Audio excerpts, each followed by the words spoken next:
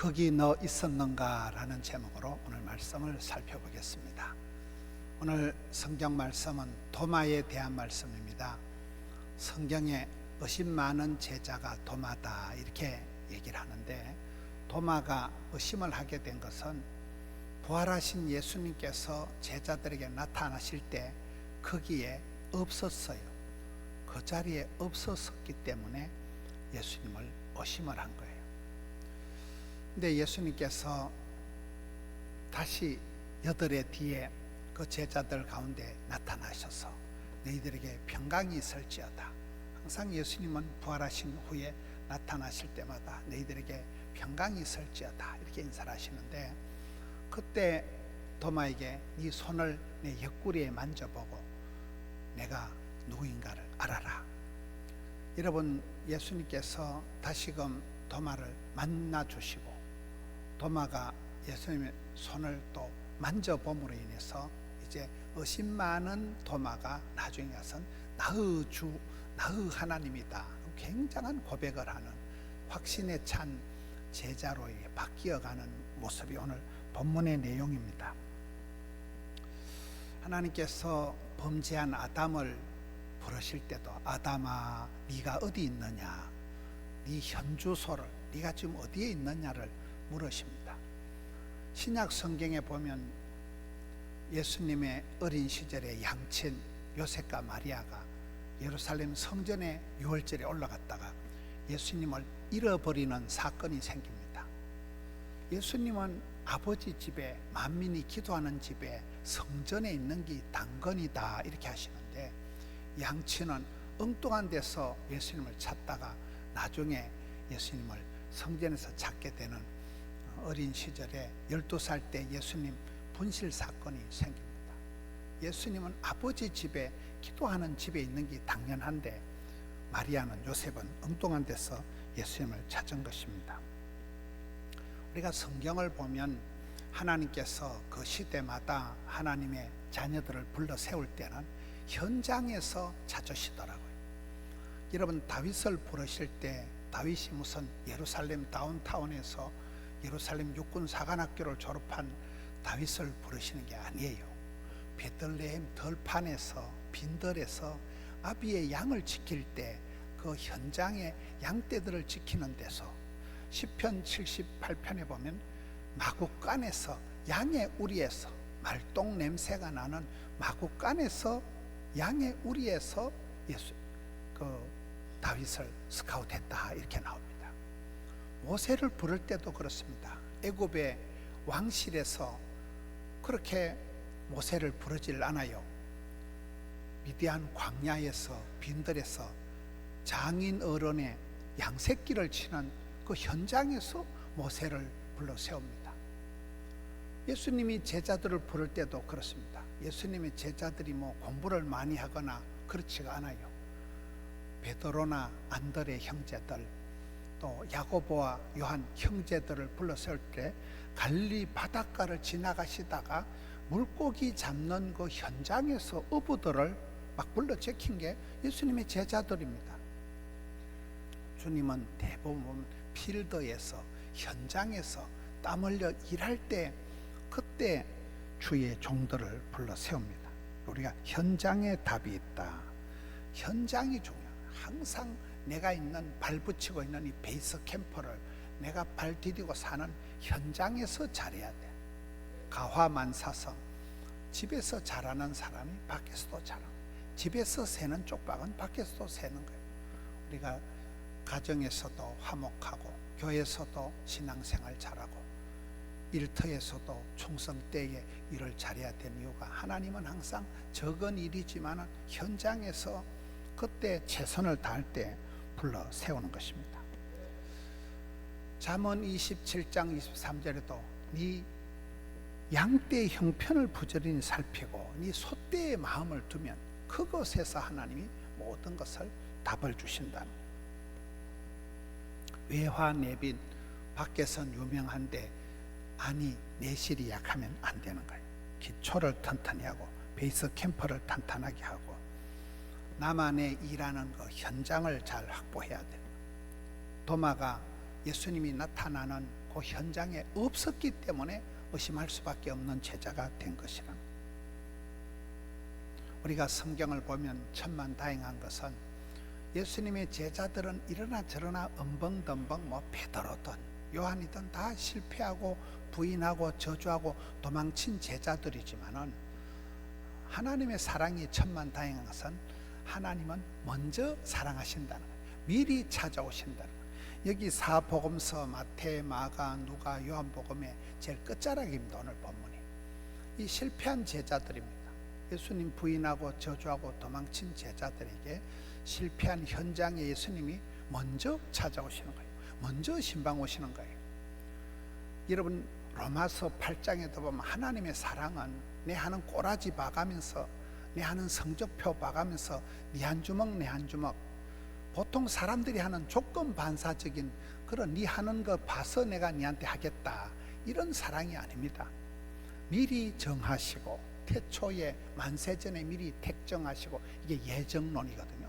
미리 정하시고 미리 정하신 사람을 부르시고, 소명 콜링, 부르신 자를 의롭다 하시고 칭의, 의롭다 하신 자를 마침내 영화롭게 하기까지 하나님이 성화의 과정을 통해서 우리를 인도하실 때 항상 먼저 찾아오시고 미리 정하시고 먼저 사랑하신다는 거예요. 내 하는 형편과 처지를 보고 하는 게 아니고 미리 일방적으로 먼저 찾아오시는, 오늘 예수님께서 도마에게 실패하고 의심하고 도망간 도마에게 찾아오셔서 다시금 나를 만져봐라. 주님을 만나본 사람, 나는 보았네, 나는 알았네, 나는 찾았네. 주님을 만져본 도마가 나의 주님, 나의 하나님, 확신에 찬 고백을 하게 되듯이 하는 것입니다. 구약 성경의 최고의 축복은 하나님이 우리와 함께 하시는 거예요. 두려워 말라, 무서워 말라, 내가 너와 함께 할 것이다. 내가 너를 고아와 같이 버려두지 않고 함께 할 것이다. 하나님이 그 임재, 임마누엘, 함께 하시는 것이 이스라엘 백성들에게 특권이고 영광이고 축복이 됩니다. 신앙생활의 목적은 포도나무 가지가 줄기에 착 붙어 있듯이 주님과 함께 연합하는 게 신앙생활의 목적이에요. 나를 떠나서는 아무것도 할 수 없다. 접촉 불량이 되지 말고 주님 앞에 착 붙어 있어야 연합해야 되는 것입니다. 예수님이 부활 성천하시면서 유언과 같이 마지막 주신 말씀이 지상대명령이 가서 모든 족속으로 제자를 삼으라는 말씀인데, 주님께서 부담스럽게 명령만 왕창 주는 게 아니에요. 그 마태복음 마지막 28장에 보면 가서 모든 족속으로 제자를 삼으라는 무거운 부탁을, 명령을 하시지만 바로 뒤에 나오는 20절 말씀은 내가 세상 끝날까지 항상 너와 함께 할 것이다. 사랑의 도장을 꽉 찍어서 내가 반드시 너와 함께 할 것이고 결단코 너를 떠나지 않을 것이다. 세상 끝날까지 항상 너와 함께 할 것이라는 사랑의 보증수표를 주시는 것입니다. 여러분, 주께서는 일마다 때마다 나를 찾아오시고 신방해 주시고 만나 주시고 나를 그때그때 기적의 현장, 만남의 광장으로 이끌어 주셔서 우리가 첫사랑이 식어지고 믿음의 갈등이 해이가 될 때마다 하나님은 만남의 축복을 통해서 어떤 기적의 현장을, 사건을 통해서, 아까 우리 김수경 권사님 그 간증을 보면 저 두 분이 굉장히 시골에서 지게 지고 농사 짓던 분이, 공부도 못하고 그러던 분이 부산에 와서 직장 생활 하는데 그 간증을 들어보면 뇌출혈로 2번이나 쓰러지신 거예요, 그 집사님이. 그런데 뇌출혈로 쓰러지 가지고도 그날 툴툴 털고 출근한 거예요. 잘릴까 싶어서. 그 직장에 잘리고 나면 다시는 취직될 자신이 없어가지고 뇌출혈이 일어난 상태에서 또 꾸역꾸역 출근해서 그렇게 해서 명예롭게 그 회사에 정년 퇴직하라고 아이 3명을 그렇게 다 기적적으로 겪어요. 그 간증을 들어보면요, 저 간증은 아주 애기서 한 간증이라 그렇지 기가 막히더라고요. 야, 하나님께서 저 시골에서 지게지고 농사 짓던 부부가 부산에 와가지고 먹고 산다고 이래 하면서 아이들 3명을 키워가지고 정집사님 얼마나 노래 잘하고, 그 아들 토요일날 주일날 교회에서 그 청년의 봉사학원 아이들 서울대학 아무나 들어갑니까? 보통 대가리가 아닌 거예요. 엄마 아빠는 국민학교도 못 나오고 그렇게 애들을 키워가지고, 여러분, 하나님께서 우리를 일마다 때마다 좋은 그런 간정을 주시고 만남의 복을 주셔서 깜짝깜짝 놀라게 하시는 거예요. 다시금 주님 품으로 돌아가고, 다시금 정신을 차리고, 다시금 회개해서, 야, 하나님 살아계시는구나, 야, 하나님 나와 함께 하시는구나, 이렇게 되는 것입니다. 우리가 기적의 현장, 은혜의 광장, 역사의 현장에 거기에 내가 함께 있었느냐 없었느냐가 하늘과 땅 차이입니다. 역사적인 그런 순간에 저는 오늘 설교 제목을 원래 빠삐용 정신을 가지자, 빠지지도 말고 삐지지도 말고 용서하라, 이게 빠삐용이잖아요. 은혜의 자리에 빠지지 말아라. 그리고 뭐 매사를 감정적으로 해서 나는 그딴 거 싫어요, 안 해요, 못 해요, 그래가지고 삐지고 깝치고 그러지 말라는 거예요. 맨날 이 사람은 싫고 저 사람은 안 좋고 요 사람은 나쁘고, 그런 사람이 왕따라, 지만 잘나가 지만 잘나가, 그러지 말아라. 빠삐용, 빠지지도 말고 삐지지도 말고 사랑으로 다 품고 나면 인생이 사랑의 길이 되는 것입니다. 이번에 지난 월하 우리 교회에서 교육 엑스포를 했습니다. 한 6천 명이 우리 교회를 다녀갔습니다. 초교파적으로. 교육 엑스포를 통해서 도전받은 것 중에 하나가 주일학교의 최대의 적은 주일학교라는 거예요. 뭔 소리일까요? 주일학교를 너무 맹신하는 나머지 애들을 가정에서 신앙 교육을 안 시키고 그냥 주일학교에 보내고 치워버린다는 거예요. 교회 공동체 안에서 부모랑 아이들이 함께 예배드리는 걸 포기하고 그냥 주일학교에, 교회학교에 보내고 그만둬버린다는 거예요. 그래서 주일학교가 오히려 세대와 세대 사이를 딱 갈라놓는 역할을 하게 되고, 이 주일학교가 역기능적인 역할이 되어서 가정교육도 안 되고 또 교회 안에서 공동체 교육도 안 되고 전부 다 또가리또가리해서 영아부, 유아부, 유치부, 유년부, 초등부, 중등부 다 따갈라놔서 이게 분리가 되어버렸다는 거예요. 제가 최근에 서울에 집회를 갔는데 서울역에서 저를 태워가지고 그 집회 장소로 가는데 차를 운전하는 장로님이 재밌는 얘기를 하시더라고요. 서울 남일교회 장로님이세요. 그 장로님이, 목사님, 제가 이제 장로 은퇴를 합니다. 이제 70이 되어서 장로 은퇴를 하는데 제가 장로로서 생활하면서 가장 보람찬 일이 한 가지가 있는데, 그것은 그 오래된 서울 남일교회에 1층을 확 뜯어버리고 키즈 카페를 만들었다는 거예요. 주로 어르신들만 있는 교회에 1층을 키즈 카페를 만들으니까 영아부가 갑자기 40명이 늘어나더래요. 영아부가 40명 늘어나면 부모님이 오면 80명이, 젊은 30, 40 세대가 여러분 80명이 늘어나더래요. 자기는 그게 장로로 있으면서 교회를 설득해가지고 수억을 들여서 키즈 카페 만든 게 제일 잘한 거라는 거예요. 지난주에 우리 교회 온 강사 중에 김도명 목사님이 우리 교회 덕천 성전의 전도사님 출신이에요. 김도명 목사님이 간증을 하는 중에 재미있는 얘기를 하더라고요.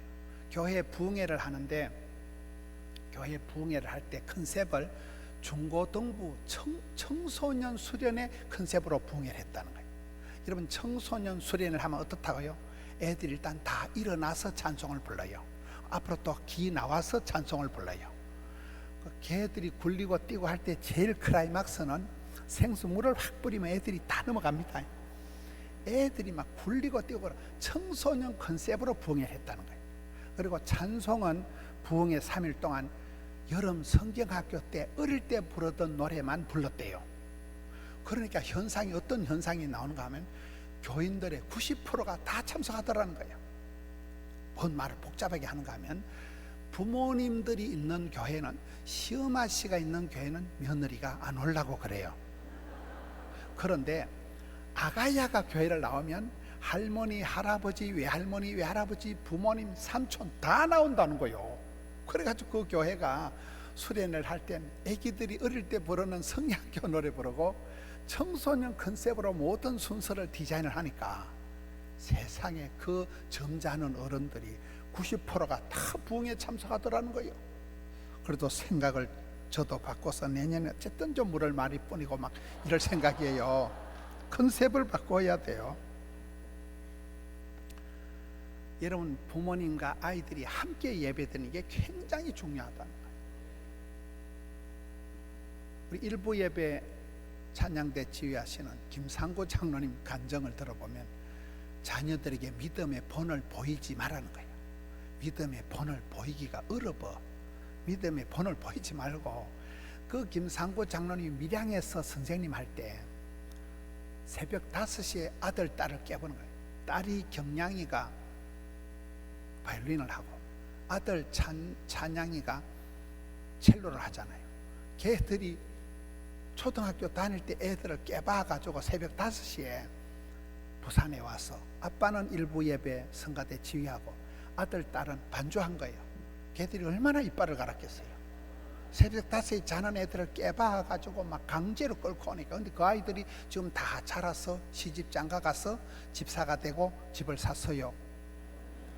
지금 김상구 장로님 집안에 6대가 예수님, 6대가 손자를 봤으니까 6대가 예수님인데 그 집안에 장로가 28명이 폭삭 쏟아지고 목사가 14명이 나왔다니까요. 그래서 그분 하는 말이 애들한테 믿음의 본을 보이려고 애쓰지 말고 본이 잘 안 돼. 그러니까 애들을 끄집고 와서 엄마 아빠 옆에 앉혀놓고 함께 예배를 드리는 게 이게 중요하다는 거예요. 여러분, 이번에 바이디온 선교회 양성헌 목사님이 오셨어요. 저희들이 어릴 때 그 대한민국의 가장 주일학교를 잘하는 데가 바이디온 선교회예요. 그 선교회 양성헌 목사님도 할아버지인데 제가 이분을 보니까 그 부스를 설치해 놓고 이틀 내도록 부스에 앉아가지고, 이 할아버지 목사님이 서울의 큰 교회 목사님이거든요. 근데 자상하게 오는 손님들에게 전부 다 그 설명을 하더라고요.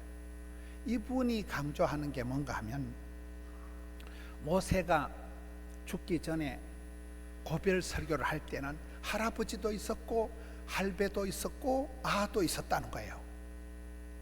여호수아가 구약 성경에 적 가꾸려는 가나안 땅에 들어가서 율법을 선포할 때도 애들도 있었고 어른들도 있었고 노인들도 함께 있었다는 거예요. 에스라가 회개 운동을 민족적으로 국가적으로 일으킬 때도 자녀들, 부모들, 할아버지, 할머니가 다 함께 회개 운동을 했대요. 여러분, 예수님이 가르치실 때 산상보훈이다. 산 위에서 복음을 가르칠 때도 어린애들도 있었고 여자들도 있었고 어른들도 있었고 할아버지, 할머니도 함께 했다는 거예요. 초대 교회를 보면 바울이 복음을 전하고 그 자리에서 세례를 받을 때 보면 어린애들도 세례를 받고 부모님들도 세례를 받고 할머니, 할아버지도 함께 세례를 받았다는 거예요. 그렇습니다. 복음이 선포되고 예배를 드릴 때 특징은 유대인들의 교육은 세대 차이 없이 할머니, 아들, 손주가 다 한자리에 앉아가지고 들으라 이스라엘아, 하나님은 하나이시니, 키파라고 빵모자 같은 걸 쓰고 이스라엘의 빵은 호빗이라고 꼭 냄비 뚜껑 같아요. 그다나 빵을 뜯어가지고 들으라 이스라엘아, 하나님은 하나이시니, 밥상머리, 베갯머리에서 온 식구들이 둘러앉아서 함께 밥을 먹고 같은 옷을 입고 같은 노래를 부르고 같은 하나님의 말씀을 선포를 했기 때문에 유대인들의 자녀 교육이 성공을 한 거라는 거예요. 오늘 우리가 너무 따갈라져가지고 엄마 따로, 아기 따로, 손녀 따로, 이게 한국교회의 주일학교가 잘못됐다는 거예요. 혼자 밥 먹고 혼자 다니고 이게 왕따입니다. 밥상머리에 둘러앉아서 한국 사람 특유의, 전에 제 친구가 하나 서울에 김문건이라고 대학부 생활 같이 했던 친구가 서울에 갔는데, 서울에 그 두산이라는 회사에 취직을 해가지고 회식을 하는데 찌개를 끓여가지고 먹는데 얘가 이제 습관적으로 숟가락을 가지고 찌개를 휙 쪄서 한 숟가락 쭉 빨고 또 휙 쪄서니까 서울 촌놈들이 기겁을 하더라는 거예요. 자기는 당연하게 에이씨 한 번 더 쭉 빨고 휙 쪄서 버렸다는 거예요. 한솥밥을 먹어야 되는 거예요. 서울 사람들은 얌체들이니까 다 자기 밥 자기 먹어야 되는데, 아따 저 촌놈이 막 휙 쪄서 버리고 입이 쭉 빨고 또 젖으니까 기겁을 했겠죠. 제가 우리 교회 신방을 하다 한번 놀란 적이 한 번 있는데, 사상에 한번 신방을 갔는데 그 할머니 집사님이 담임 목사님 왔다고 고깃국을 끓여가지고 주시는 거예요. 그래가지고 제가 또 식탐이 있는지라 잘 먹잖아요. 다 먹어가는데 이 집사님이 아이고 목사님이 잘 먹는다 이러면서 제가 먹던 그릇을 가지고 가서 국솥에 확 부어버리고 다시 또 퍼오는 거예요. 그 할머니는 무슨, 할머니는 사랑하는 마음으로 갔지만 옆에 있는 막 부목사님들, 여전 사람들 다 넘어가는 거예요. 더러워서 못 먹겠다는 저는 먹고 나머지 다 제 거지요. 그 할머니 집사님은 그게 사랑이야. 하여튼 따뜻한 거 잡사야 되는데 먹던 걸 갖다 들어부어가지고 음에 참말로 그게 우리 교회의 성도님들의 목사를 향한 사랑이라고 봅니다. 그날 죽을 뻔했어요.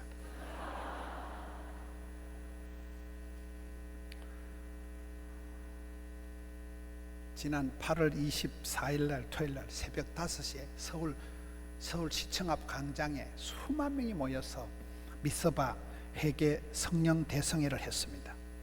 그때 주관하는 목사님이 그러더라고요. 거기 니 있었느냐 없었느냐, 거기가 니 있었느냐, 은혜 형장에 빠지지 마라, 거기 니가 있었느냐, 그걸 물어보시는데 뜨끔하더라고요. 이번 여름에 우리가 농어촌 교회 중고대 청년들을 모셨다가 우리가 2번이나 수련을 했습니다. 많은 예산이 들어가고 깨알같이 우리가 섬길 때 참 감동적인 것은 우리 교회 집사님들이, 권사님들이, 장로님들이 수일을 자기 생업을 제켜놓고 와서 애들 밥해 먹이고 밤에 순찰 돌고 청소하고, 이야, 감동의 무대였어요. 성도님들이 이렇게 사랑이 많고 이렇게 남의 자식들을 먹이고 입히고 하는데 수일 동안을 너무나 참 진심인 그 모습들이 보기가 좋았습니다. 지난 월요일 날 엑스포의 그 교육대회 강사가 화종보 목사님이었습니다. 근데 그분 간증을 들어보니 또 가슴이 짠하더라고요. 화종보 목사님이 부산 사람이더라고요. 5살 때 엄마 아빠가 이혼을 했다는 거예요. 5살 때 엄마 아빠가 이혼을 해서 엄마는 다른 데 시집을 가고 아빠랑 둘이 살았대요.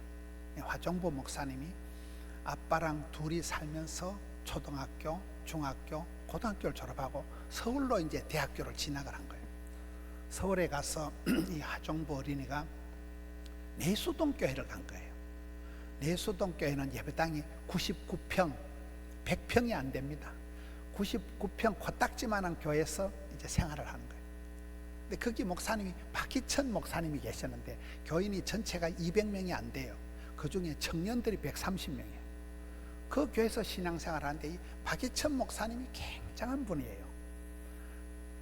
박희천 목사님이 누군가 하면 우리 복음병원을 세운, 고신대학교를 세운 한상동 목사님 집에서 자취를 한, 집에서 같이 생활을 하는 학생이에요. 한상동 목사님은 자녀가 없었어요. 그래서 이렇게 신학생들을 자기 집에서 밥을 먹이고 했는데 그 한상동 목사님 집에서 6달 동안 밥을 얻어먹고 겸상을 하고 자란 아이가 박희천 전도사예요. 그분이 한상동 목사님 밑에서 하나님 중심, 성경 중심 반듯하게 배우고 자란 거예요. 제가 영적으로 아버지같이 생각하는 분이 사형독의 조공천 목사님인데, 제가 조공천 목사님 밑에서 부교역자 생활을 10년을 할 동안에 교역자 회의를 할 때 가끔 얘기하는 분이 우리 교단의 용두산 공원 밑에 한상동 목사님 동생 한명동 목사님 목회하신 부산 남교회에 박희천 전도사님이 있었거든요. 그 얘기를 하시는 거예요.